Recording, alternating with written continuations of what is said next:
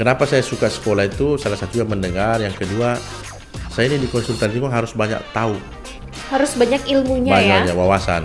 Penyelesaian permasalahan lingkungan itu dari sisi yang lain misalnya. Makanya saya coba masuk ke sana. Karena sebenarnya permasalahan lingkungan ini pada dasarnya cuma dua ini. Kerusakan lingkungan dan pencemaran. Perilaku membuang sampah sembarangan itu kan tidak bagus. Kemudian dalam Islam kan juga disebutkan kebersihan adalah sebagian dari iman.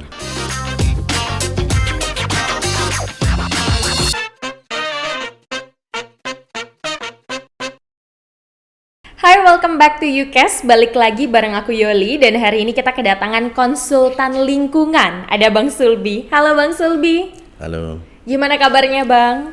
Alhamdulillah baik. Alhamdulillah baik. Makasih banyak lo udah datang ke sini. By the way, sekarang lagi sibuk apa? Ya, hari-hari saya konsultan. Ya, aktivitasnya itu ditambah dengan adalah aktivitas sedikit terkait pesta demokrasi. Oh iya nih, ini seru nih karena sekarang katanya, ini baru katanya, ntar kita tanyain langsung. Iya. Lagi nyalek. Ya, Oke. Seperti itu. Tapi itu ntar deh kita bahas. Ya. Kita mau bahas dulu konsultan lingkungan. Ya. Udah berapa lama jadi konsultan? sekitar mulainya 2007. Mulainya 2007. Oh, berarti Udah ya, sekitar lama lah itu ya Bang ya. Lebih sudah dari 10 16 tahun. 16 tahun. 17 tahun lah ya. 17 tahun. 2000. Tapi itu gimana tuh cerita awal bisa jadi konsultan lingkungan? Ya, dimulai dari apa? Setelah lulus kuliah. Setelah Nah, saya lulus kuliah S1 itu 2004. 2004. Kemudian sempat bekerja di beberapa perusahaan di Batam, di Jawa, di Kalimantan. Cuman kadang paling lama saya kerja itu 6 bulan berhenti. Kenapa? Ada yang 2 bulan. Karena gini, saya S1-nya itu teknik mesin. Bukan Yes. lingkungan? Bukan. Oke. Saya S1 teknik mesin di Jogja. Dan pekerjaan-pekerjaan yang saya tekuni dulu itu memang terkait dengan mechanical engineering. Engineer. Masih terkait dengan teknik mesin itu. Ya, engineer, kerja di pabrik, di manufaktur. Dan ternyata sepertinya saya jurusan. Iya, karena kan sebagai engineer kan lebih banyak berhubungan dengan mesin. Jadi saya rasanya apa itu ya, bosan. Nggak bahagia Nggak ya? bahagia lah kerjanya. Akhirnya saya dipertemukan sama teman saya yang lulusan teknik lingkungan. Yuk kita buat konsultan. Sepertinya cocok nih, nggak dibatasi dengan waktu kerja. Disitulah di 2007 itulah. Tapi menyadari nih, kayaknya aku salah pilih jurusan. Itu kapan? Apakah pada saat udah bekerja atau dari awal kuliah tuh sebenarnya udah menyadari aku salah jurusan nih gitu? Enggak juga, karena saya sejak tamat SMA itu dulu awalnya sebelum saya ke Jogja saya pernah kuliah di Makassar. Itu S1 juga? Dulu D3 di Dulu D3. agribisnis di Universitas Hasanuddin. Tapi cuma 1 semester. Gak selesai? Nggak selesai. Terus ke Jogja tahun 99. Di 99 setelah itu 2 tahun kemudian saya nyambi juga kuliah di IAIN Sunan Kalijaga. Double degree? Ya, double digit lah namanya. Iya istilahnya zaman sekarang Iya. gitu. Dulu 2021 tuh ngambil sastra Arab. 2001 Ya. sastra Arab. Itu tujuan ngambil kuliah yang satu belum selesai tapi udah nyambi lagi. Itu kenapa? 4 dong ya berarti ya? Ya, di usia saat itu kan 21 tahun itu kan kadang masih labil bayangannya mau kemana kan. Jadi waktu itu di usia itu saya berpikir saya jadi engineer nanti selesai teknik mesin, saya bisa bahasa Arab, saya bisa kerja di Arab.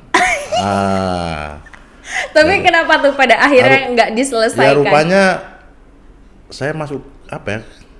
Karena saya ini backgroundnya dari SD, SMP, SMA kan. Saya masuk di Fakultas Adab jurusan sastra Arab. Jadi saya ketika melihat ini skripsinya nanti nggak ada tulisan bahasa Indonesia ini. Pakai hijayah. Kemudian saya bantu, saya kursus bahasa Arab. Rupanya agak susah, kewalahan saya. Kewalahan. Di tahun berikutnya saya pindah jurusan. Tapi Pindah- masih di universitas yang masih sama. di IAIN Sunan Kalijaga, UIN sekarang ya. Iya, Dulu ngambil masih- jurusan Saya pindah ke Fakultas Syariah, jurusan Jinayah Siasa, Politik dan Hukum Islam. politik dan hukum Islam. Ya. Kan awalnya tadi nih ceritanya pengen jadi engineer, bisa bahasa Arab, Ya. lalu kerja di Arab. Ya. Tapi pada akhirnya pindah ke politik dan hukum. Itu bayangannya mau jadi apa? Nggak ada lagi bayangan, yang penting saya belajar agama lah gitu. Karena dulu di Syariah itu ada beberapa jurusan, ada jurusan hukum keluarga. Saya bilang hukum kayaknya yang menarik ini politik dan hukum Islam lah, bisa untuk digunakan di nantinya.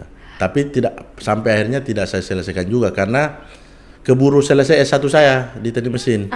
Selesai saya di 2004. Di sini baru saya semester 6 apa semester 7 itu di IAIN. Sehingga ya dengan pertimbangan beban orang tua ya sudah cukup lah. Karena saya pun sudah selesai sarjana teknik, sudah cukup lah. 6 atau 7 semester ini cukup lah juga menjadi bekal saya kan. Untuk nimbrung ketika di warung kopi nanti ngobrol agama. Kuliahnya pindah-pindah melalang buana, tapi aslinya dari mana Bang Sulpi? Apa itu? Asli daerahnya dulu pas kecil. Oh, saya lahir di satu kampung sekitar 17 kilo dari Botoka Kabupaten. Saya zaman itu masih merasakan belajar pakai pelita, belum ada lampu. Pelita. Pelita apa itu ya? Lampu semprong. Apa sih? Lampu teplok apa Oh, namanya? lampu teplok yang pakai minyak tanah itu ya? Belum ada listrik. Belum ada listrik pada saat itu. SD saya merasakan SD itu belum ada listrik. Kemudian jalannya, aduh. Nah itu lahirlah di situ di salah satu kampung di wilayah Kabupaten Pindrang, Provinsi Sulawesi Selatan. Di Makassar ya? Tapi bukan di Makassarnya, di Kabupaten Pindrang. Itu jauh dari kota? Dari Makassar itu sekitar 80 kilo ke arah utara. Tapi kan maksudnya gini, kecil di desa ya, bisa dikatakan Ya. desa ya.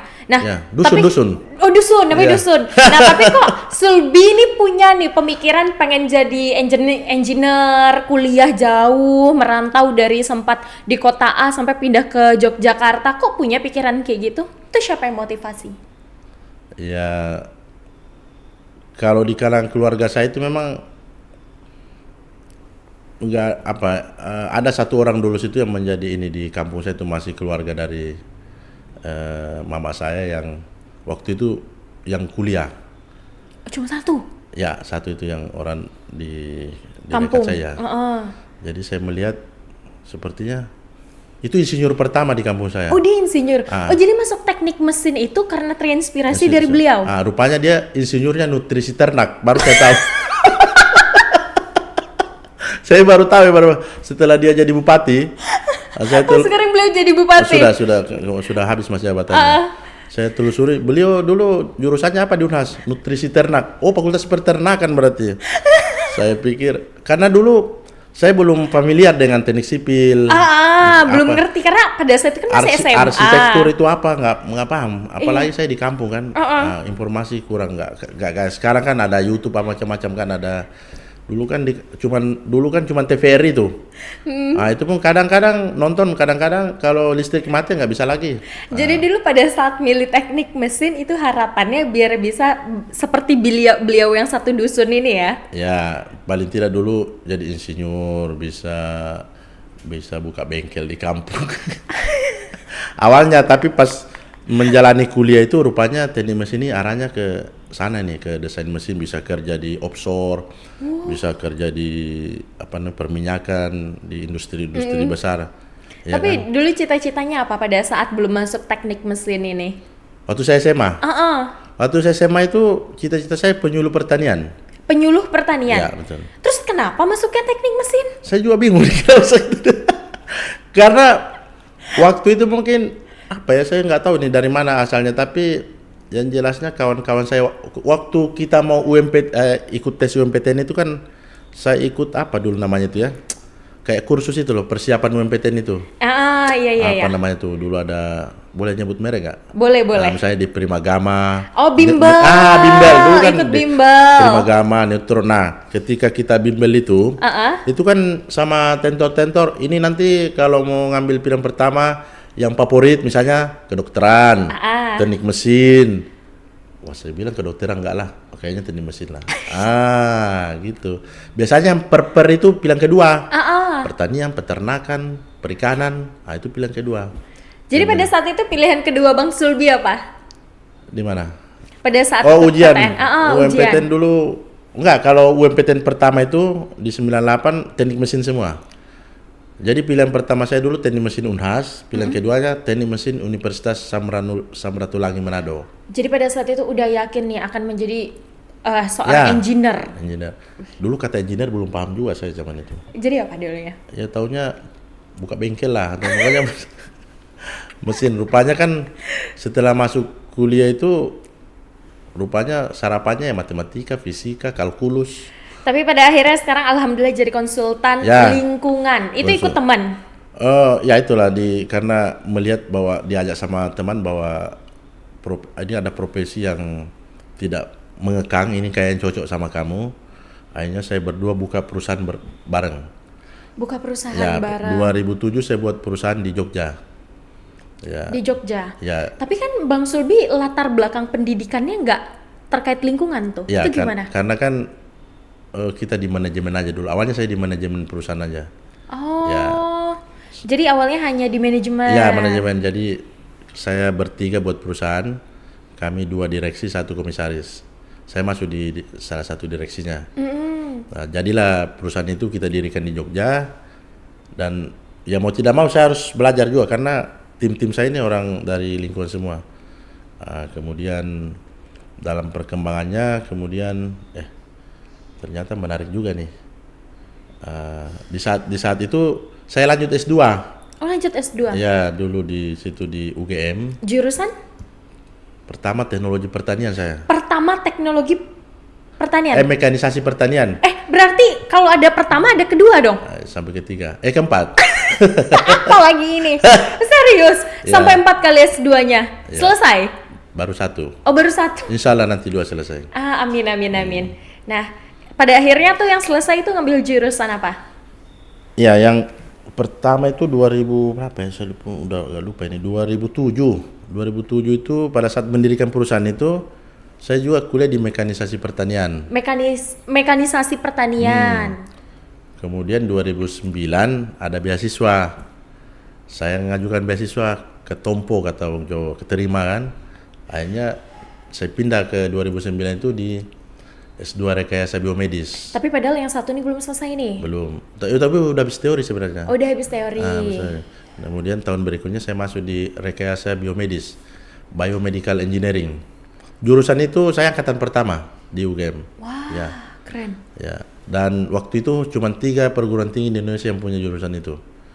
UGM, ITB, sama ITS.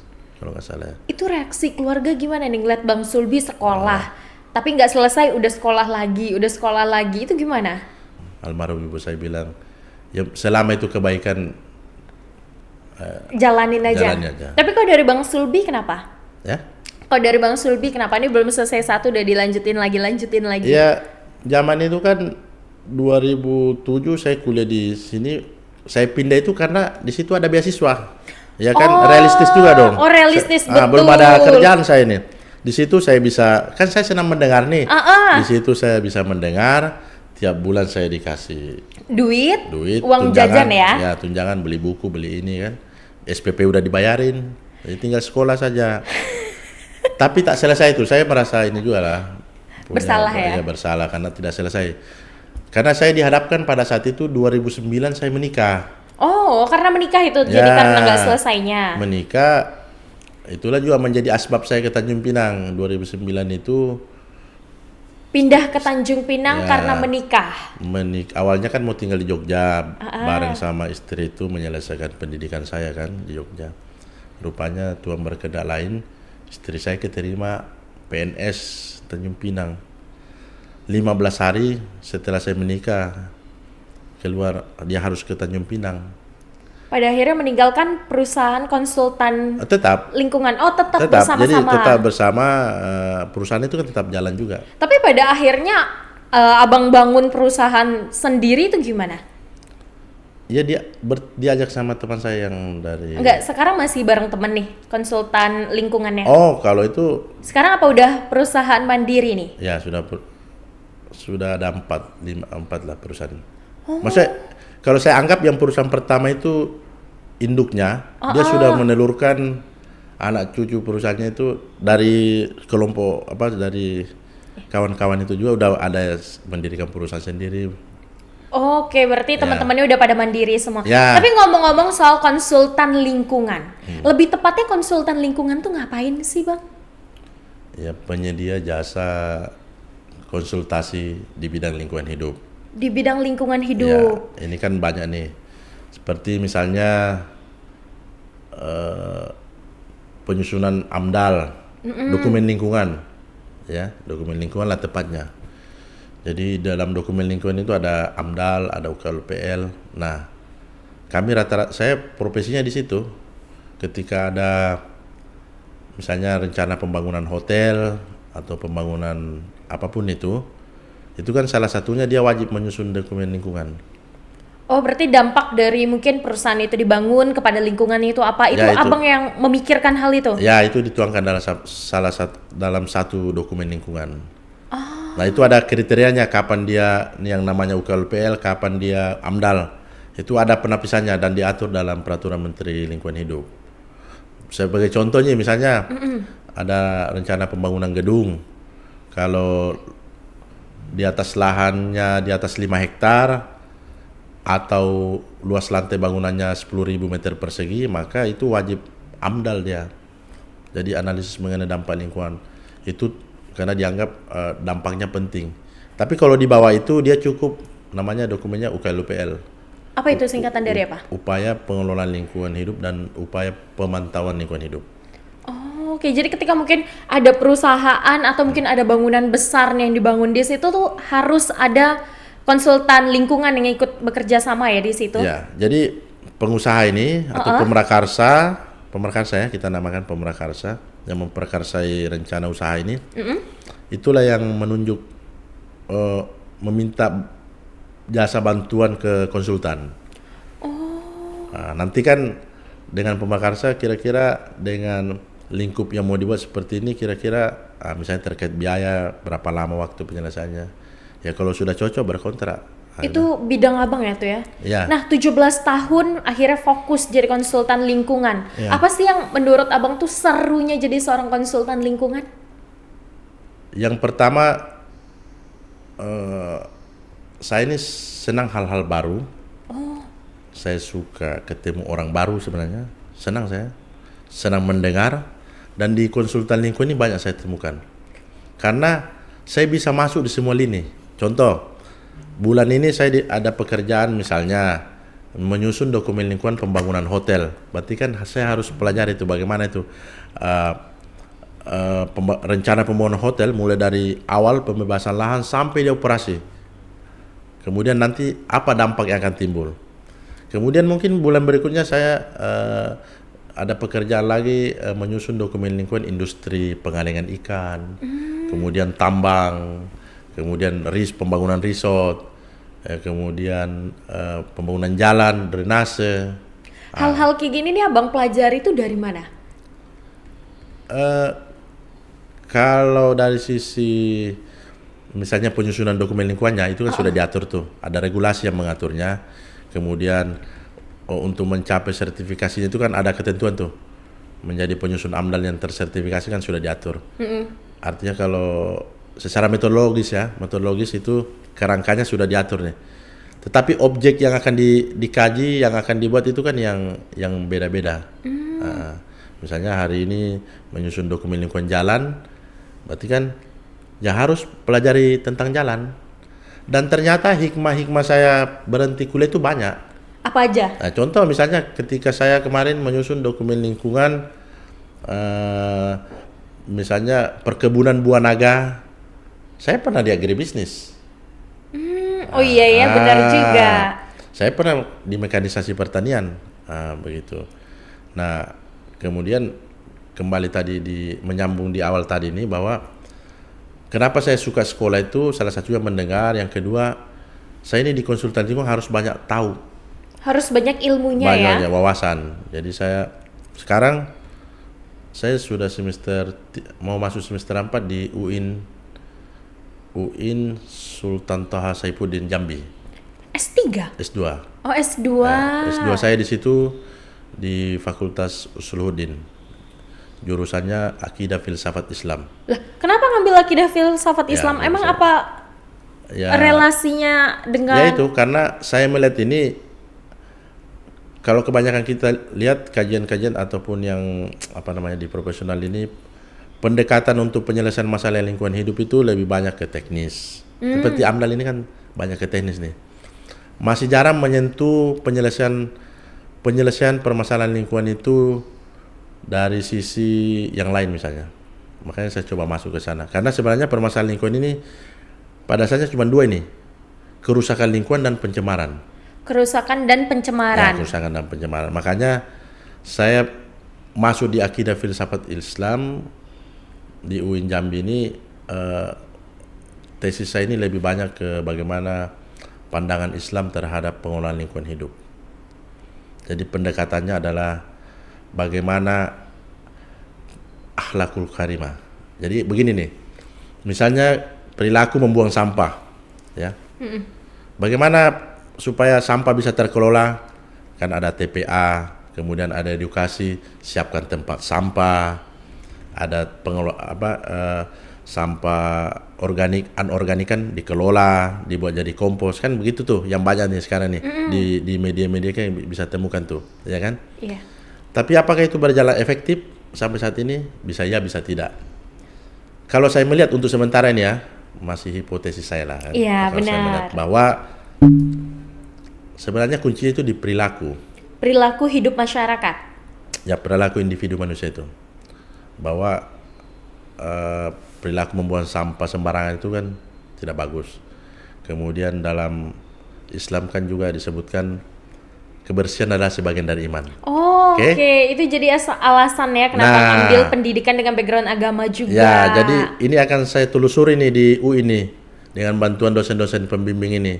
Kira-kira nih yang bisa supaya tidak perlu lagi nanti dipasang nih bahwa dilarang merokok, dilarang membuang sampah, tapi secara otomatis ada pendekatan yang bisa membuat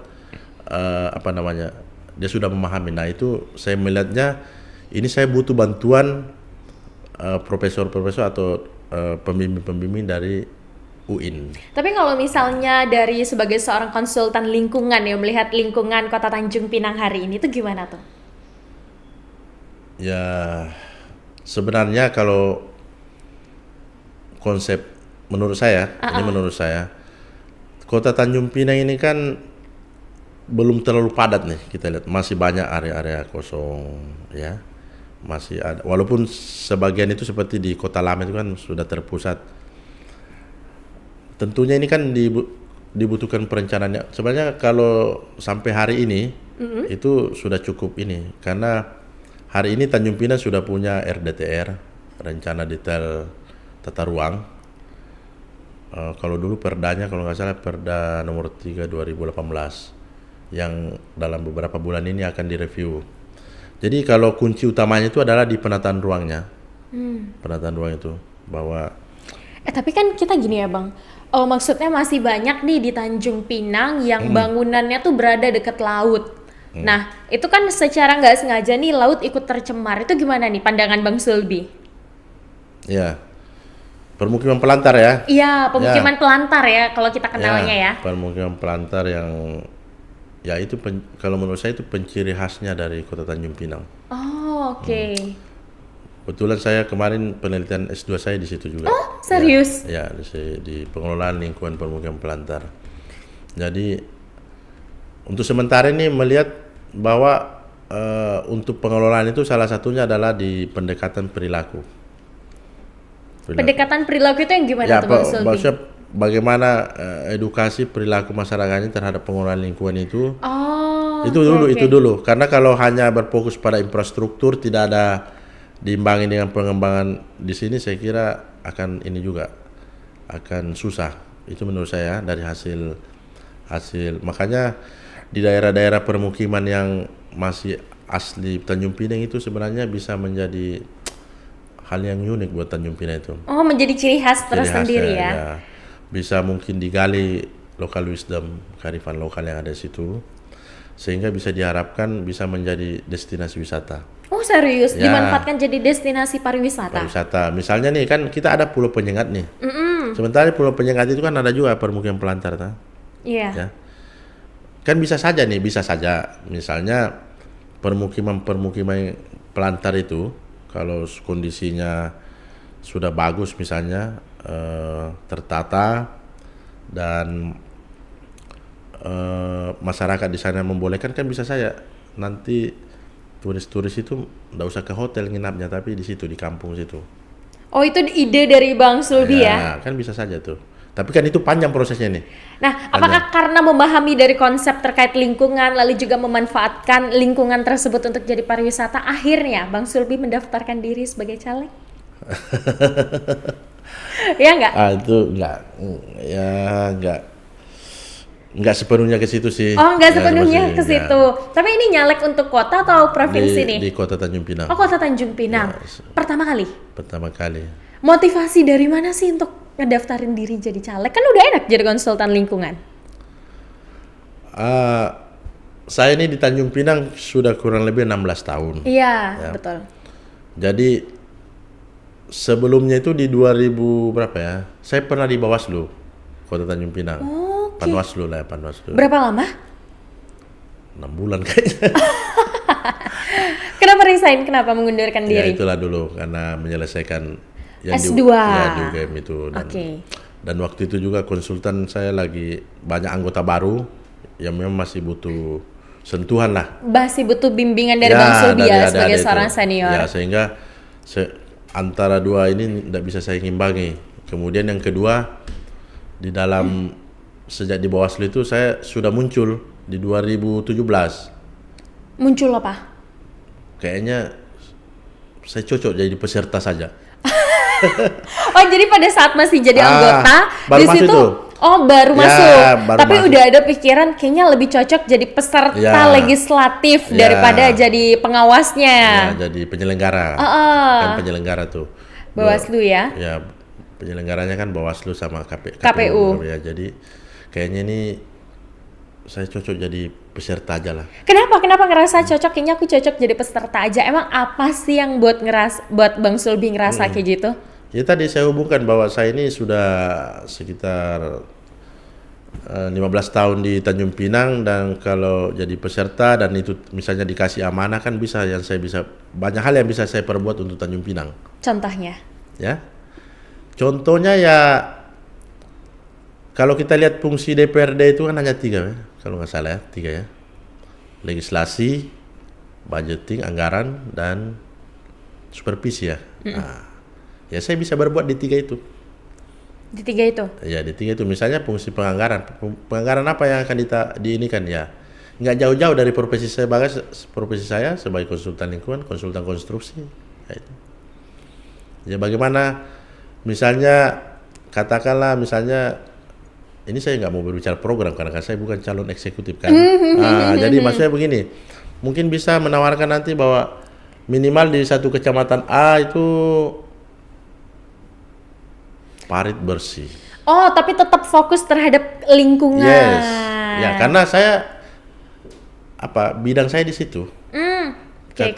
Kata ini kan jangan serahkan sesuatu yang bukan bidangnya. gitu. Jadi biar fokus. Jadi emang ingin berbuat lebih ya, bisa dikatakan kayak gitu. Iya, pengen berbuat lebih. Tapi kan itu resign dari anggota Bawaslu tahun berapa? 2018. 9 Januari 2018. 9 Januari. Itu di 2019 sudah kepikiran belum tuh mau jadi peserta deh, ikut mendaftarkan diri deh, nggak ada? Iya, sudah. Oh, sudah juga. Jadi di Tapi tahun bukan gara-gara 2019. itu saya mundur, bukan. Oh, bukan. Pada saat saya menjalani itu, sebelum di September kan saya dilantiknya kalau nggak salah September 2017. Ya jalani 3 bulan itu sudah merasa kayaknya nanti saya mau jadi peserta aja lah. Oh, jadi sekarang dapil mana? Dapil 2. Dapil 2 itu wilayah mana tuh, Bang? Kelurahan Pinang Kencana dan Air Raja. Nah, khusus untuk 2 wilayah itu kan kalau nggak salah yang Pinang Kencana ya? Sorry, daerah sana kan sering banjir. Nah, kira-kira nih langsung kita tanyain nih ke calon anggota dewannya. Iya. Kalau udah duduk, masih bidang lingkungan, Yes. ngatasin banjir, mau ngapain? Ya, banyak sebenarnya hal yang paling pertama ini Tanjung Pinang ini belum punya master plan drainase. Oh, Ya, serius? yes. Sependek yang saya tahu ya. Oh, sependek yang Bapak tahu, Ya, oke. bahwa kalaupun ada mungkin harus direview. Karena ini kan banyak titik, bukan hanya di Tanjung Pinang Timur kan, ada banyak titik ini. Jadi itu gunanya tuh paling pertama itu master plan drainase kita harus jelas. Itu yang bakal dilakukan pertama kali duduk. Itu mungkin janji wali kota lah, bukan saya lah kayaknya. Kita mungkin bisa serahkan ke eksekutif lah. Tapi maksudnya itu mendorong ke sana bisa. Iya, pasti dong. Ya bisa. Karena kan anggota dewan itu juga sebagai pengawas ya. Ya itu tadi fungsi dari salah satu fungsi tadi itu bisa menggunakan itu. Bagaimana mendorong, karena kalau menurut saya ini menghasilkan satu karya misalnya master plan itu tidak asal jadi dalam bentuk gambar langsung gitu. Jadi gimana? Ya itu harus melalui betul-betul kajian yang dalam dan bisa dipertanggungjawabkan. Ya, dan itu memang butuh waktu. Karena kan yang existing daerah kita itu sudah banyak kayak sudah bentuk cekungan. Itu harus dipikirkan ini air ini bakalan kemana, harus dihitung debitnya nanti berapa, intensitas hujan berapa. Itu kan ada rumus-rumusnya semua itu kan. Bakalan bisa dihitung gitu loh. Diprediksi bahwa dengan kondisi seperti ini wilayah ini cocoknya paritnya luasnya sekian, lebarnya sekian, menggunakan berapa gitu kan. Nah, itu secara teknis lah. Tapi paling tidak itu memang harus secara holistik, secara komprehensif itu harus di ini. Enggak serta-merta ini menjadi proyek. Saya itu yang mungkin saya enggak sepakat. Yang penting jadi proyek. Itu harus betul-betul dikaji. Nah, dampaknya ya, Bang ya. Ya, yang kedua kalau master plan-nya ini sudah ada, sudah disajikan dengan baik, kembali lagi ke tadi bagaimana perilaku masyarakat itu. Ada edukasi dari pemerintah. Oke, Ya. itu tugas pemerintah. Ya, melalui dewan juga. Maksudnya edukasinya itu tadi yang sederhana aja lah, misalnya membuang sampah menggunakan ini botol plastik. ya nggak apa-apa sih digunakan, tetapi kan Bisa didaur ulang ya, Bang kan Sulbi. ada bisa didaur ulang, bisa kan banyak macam tuh. Nah, di kesempatan kali ini edukasi dong masyarakat, mungkin apa nih yang pengen Bang Sulbi sampaikan ke masyarakat terkait lingkungan? Terkait lingkungan, saya berangkat dari sini, ini kan bukan closing statement kan, bukan kan? Iya. Saya sedikit aja bahwa ada beberapa pandangan terkait environmental ethics. Ada antroposentris, biosentris, dan ekosentris. Bahkan sekarang perkembangannya itu bukan saja di ekosentris, tetapi teoekosentris. Apa itu teoekosentris? Ya, teologi. Jadi kalau antroposentris itu masih memandang bahwa manusia yang bisa bebas mengeksploitasi alam, ini lingkungan, kemudian tanpa aturan ya, berarti karena kan bebas mengeksploitasi. Sentralnya itu adalah manusianya, masih antro. Oh gitu. Kalau sudah ekosentris kan, contohnya gini lah, kalau ada rumah di samping sungai, kalau masih pandangannya antroposentris, ya udahlah buang aja lah sampah di belakang itu. Kan nggak ada juga yang komplain, cuma saya sendiri tinggal, sungai di belakang jadi tempat sampah kan gitu. Tapi ketika konsepnya itu ekosentris, saya nggak boleh buang sampah di belakang, walaupun nggak ada orang, di situ ada ikan. Oh, berarti harus memikirkan yang eko ini ya, jangan yang antro tadi. Berpandangannya ke ekologi semuanya. Macam inilah caleg. Ya. Kenapa? Kok dibanding ini sama caleg emang apa? Pasang poster. Nempel saya bilang sama anggota saya, jangan sampai ada yang pasang spanduk saya itu Nempel di pohon. paku di pohon. Makanya alhamdulillah beberapa itu saya pasang poster yang berbayar aja lah. Ah, gitu. Ya itu alasan saya itu. Bukan saya banyak duit, tidak, itu salah satu. Kalau sudah berpandangannya ekosentris, apalagi Theo ekosentris, itu kita bisa menangis loh kalau paku. Itu kalau pohon itu bisa teriak, dia akan teriak, jangan paku saya. Wah. Saya juga butuh hidup. Saya ini butuh kambium apa itunya. Nah, nggak memanfaatkan nih, mungkin maksudnya gini, karena memahami konsep ini, mungkin abang sendiri melakukan edukasi ke caleg-caleg lain, jangan ditempel di pohon, gitu-gitu ada nggak sih? Ya paling dengan kawan-kawan. Ya tapi kadang susah ani juga. Ya itulah. Jadi kalau tadi ditanya apa ininya ke ini, ya itulah bahwa lingkungan ini apa ya? Saya lupa bahasanya. Bahwa lingkungan ini bukan apa namanya? Bukan apa tuh? Bukan pemberian dari apa, saya lupa bahasanya itu, pemberian dari Tuhan? ya bukan ya memang pemberian dari Tuhan maksudnya. Iya pasti dong. Ini lingkungan ini akan kita wariskan untuk anak cucu kita. Iya, untuk generasi kita selanjutnya. Jadi benar. kalau kita menggunakan sekarang, pikirkan juga lah anak cucu kita itu. Jangan serakah ya. Ya jangan serakah. Ya ngambil ikan ya secukupnya. Gitu-gitu lah istilahnya ya. Misalnya nih ngambil ikan di laut atau di sungai, kalau kira-kira masih kecil nggak usah diambil, balikan lagi. Biarkan dia nanti besar, beranak, kan gitu. Jadi terkait apa tadi, pengelolaan lingkungan ya? Iya betul, Penata terkait pengelolaan ya, itu aja. lingkungan. Mari kita jaga lingkungan kita dari Sampah. Dari kecil, dari sampah. Mungkin untuk sampah ini dari rumah kita, dari kita. Contoh kecil aja nih, kita membiasakan pakai tumbler, apa namanya itu? Oh, tumbler, botol yang besi gitu ya. Yang lagi hits juga sekarang. Coba kita bayangkan tuh, kalau misalnya gini sehari saya pakai 3, minum 3 atau 4 lah. Berarti kita udah nyumbang 3 botol plastik. Ya. Sampah ke bumi. Oke. Nah lalu ini terakhir nih, pesan atau mungkin harapan yang Bang Sulbi pengen sampaikan, atau mungkin harapan untuk diri sendiri di tahun ini apa sih Bang Sulbi? Harapan saya itu, saya ingin hanya bisa apa bahasanya, berpastabikul khairat. Wow. Ya, jadi bisa lebih baik terus lah. Bisa lebih baik terusan ya Bang? Ya. Menjadi lebih baik. Bisa lebih baik di mata Allah. Tidak usahlah di mata manusia. Ya, cukup saya dengan Allah yang tahu, kan gitu. Simple ya Bang ya? Itu aja saya. Itu aja? Ya. Serius? Ya, saya hanya bisa lebih baik, dan saya tidak pernah. Ya kalau saya dikasih amanah ini, kerja ini, ya saya kerjakan sudah. Saya lurus-lurus saja, nggak belok-belok ya? Ya kadang beloknya itu kalau memang harus belok. Kan ada waktunya kita belok, ada waktunya kita lurus, kan gitu. Iya benar-benar. Gitu aja. Oke deh, semoga Bang Sulbi di tahun 2024 ini lancar-lancar karirnya, semoga sukses selalu. Thank you Bang Sulbi udah datang. Baik, sama-sama. Makasih. Sama-sama.